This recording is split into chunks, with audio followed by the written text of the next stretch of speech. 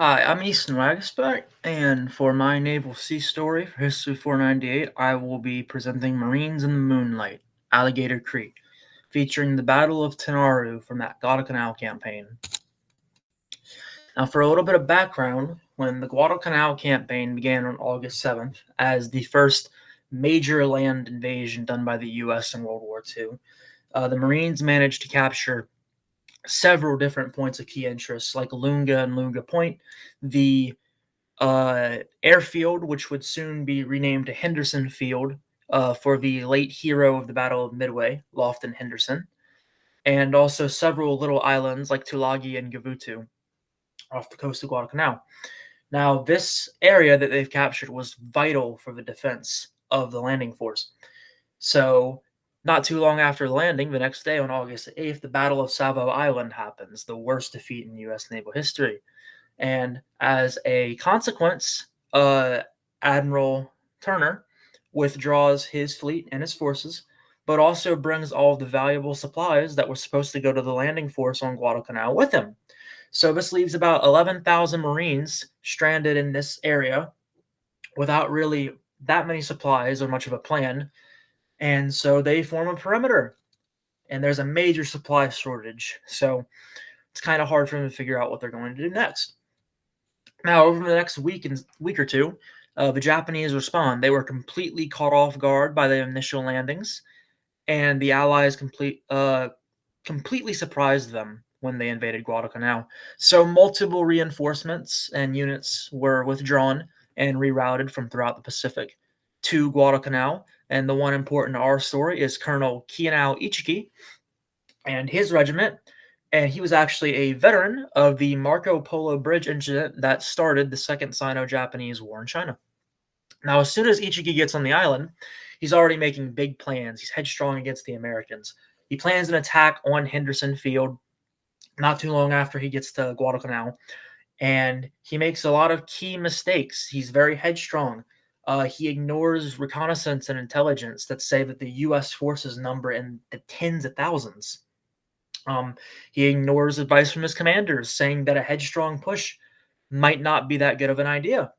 And overall, he has the same overconfidence that a lot of Japanese officers have at the time uh, because of their numerous victories against the Allies in the Pacific over the last year.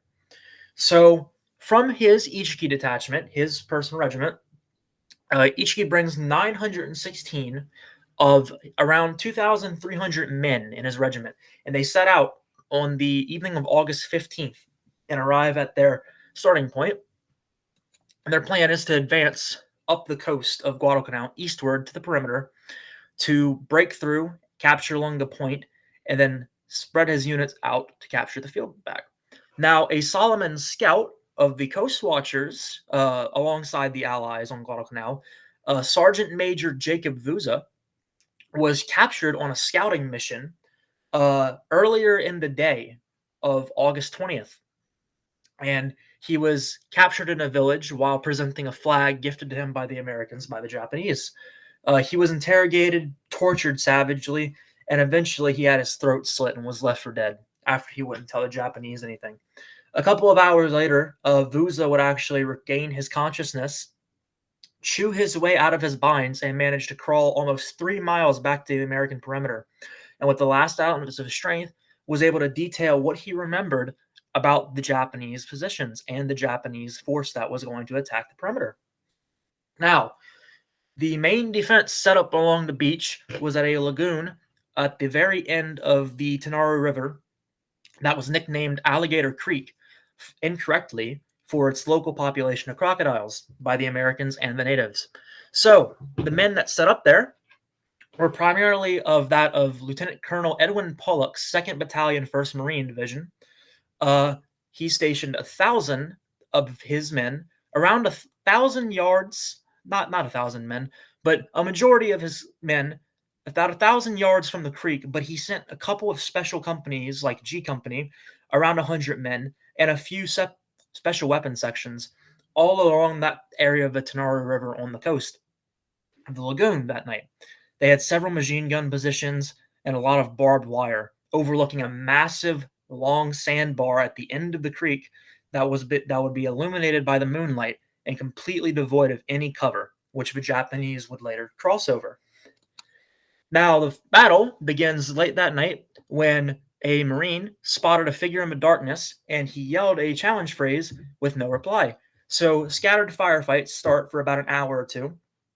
And then around 2 o'clock in the morning, Ichiki actually orders the first company to go up the sandbar. Now, they are immediately almost evaporated by the U.S. forces. I mean, they are torn to pieces by the defense because the area that they're running across is just not very good for an assault.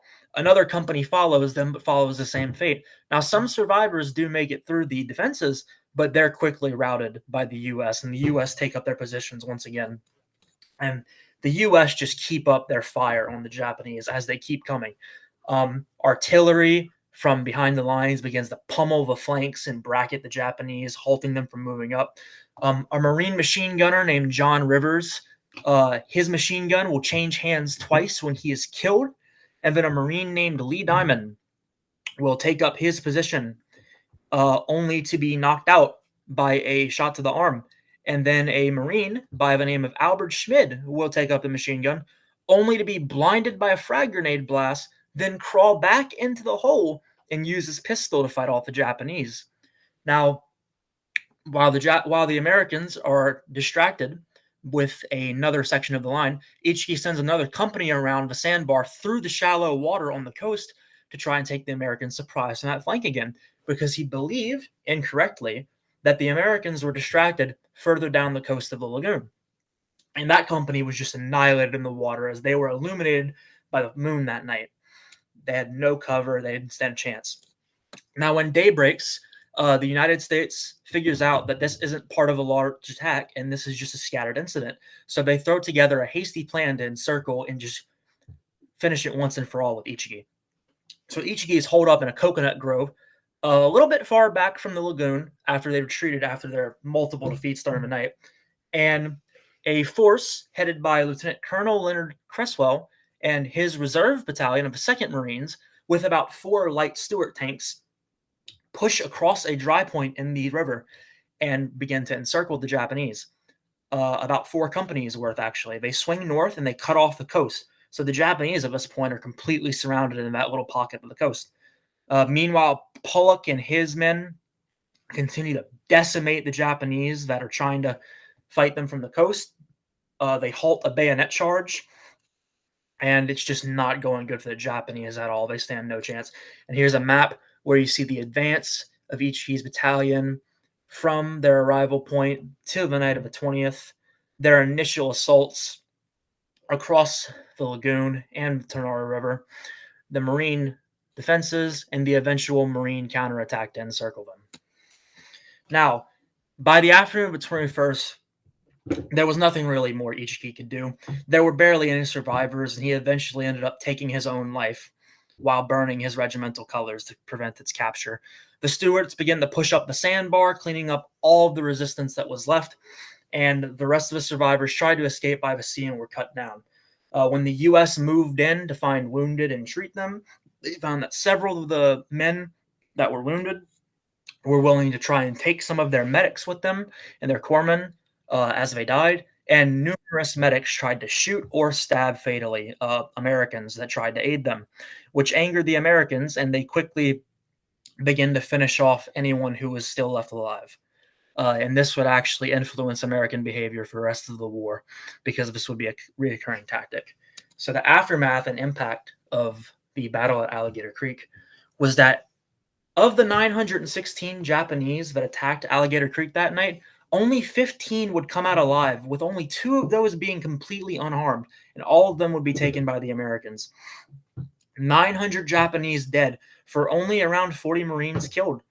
And this event helped shatter in the mind of the Marine Corps on Guadalcanal and throughout the Pacific that the myth of the Japanese army being invincible for their numerous conquests over the years was completely shattered. They could be beaten.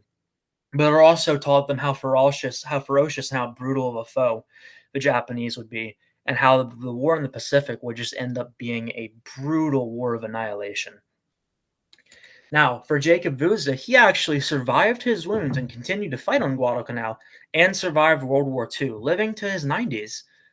He was granted the Silver Star Medal by Marine General Vandergrift for his actions on Guadalcanal, and was also appointed as a sergeant major in the United States Marine Corps as well for his actions. So that's very nice. And here we've just got a memorial to him and his deeds in the Solomon Islands. So that's the end of my presentation, and I really hope you enjoyed it. Thank you.